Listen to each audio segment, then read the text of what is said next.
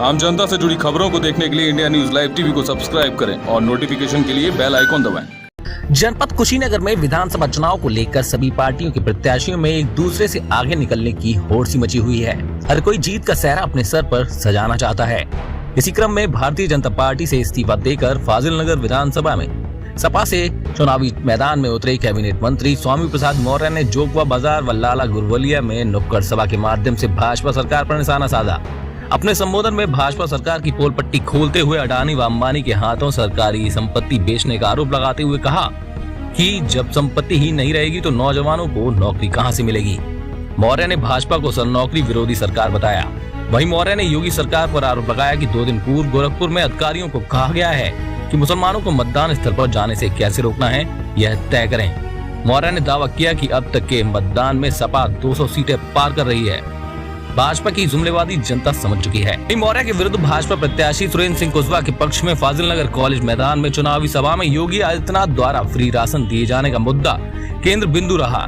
मुख्यमंत्री ने अपने संबोधन में कहा कि 10 मार्च के बाद फिर से बुलडोजर चलेगा। इसके लिए अधिकारियों को मरम्मत पेंट करा लेने का आदेश दे दिया है। आपको बताते चलें, कुशीनगर जिले की फाजिलनगर विधानसभा सीट सपा व भाजपा के लिए प्रतिष्ठा की सीट बनी हुई है। मंत्री जी, इस समय एक नारा जो है मनोज भैया, एक तो 300 का पार, एक दहाई के अंदर, ये कितना सफल होने वाला है? देखिए जिस तरीके से योगी सरकार के पाप का घड़ा उनके गलत कार्यों से भर गया है, प्रदेश की जनता परेशान है, आक्रोशित है, योगी सरकार को हटाने के लिए कटिबद्ध है।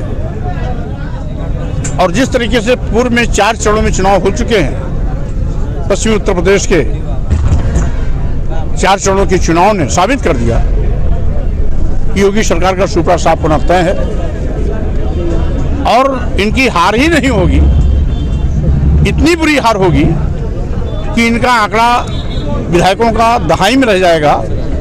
ये 100 का आंकड़ा भी नहीं छू पाएंगे।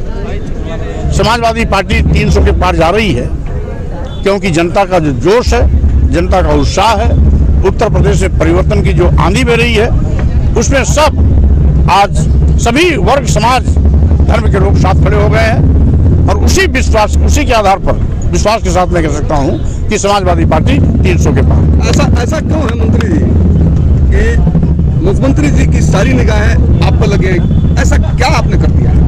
देखिए, भारतीय जनता पार्टी के नेताओं को कभी सपने में भी नहीं एहसास था कि हमें भी कोई चुनौती दे सकता है। ये किसानों की कमर तोड़ने के लिए किसान विरोधी बिल ला दिए, नौकरी के नाम पर बेरोजगार नौजवानों को पुलिस की लाठियां खिला दी, दलितों के आरक्षण पर डकैती डाल दिया, पिछड़ों के आरक्षण को अजगर की तरह निगल गए।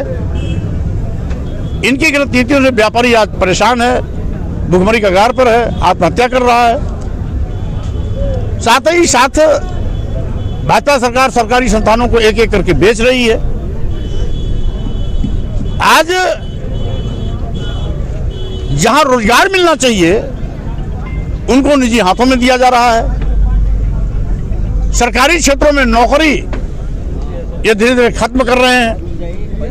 गोबर बेच करके नौजवानों को रोजगार देने की बात करते हैं। कुछ इनके नेता के ऐसे बिगड़े बोल हैं कि लोगों की गर्मी उतारने की बात करते हैं। तो अब जनता ने तय कर लिया है कि 10 मार्च को हम गर्मी उतारने वाले की गर्मी उतार दें।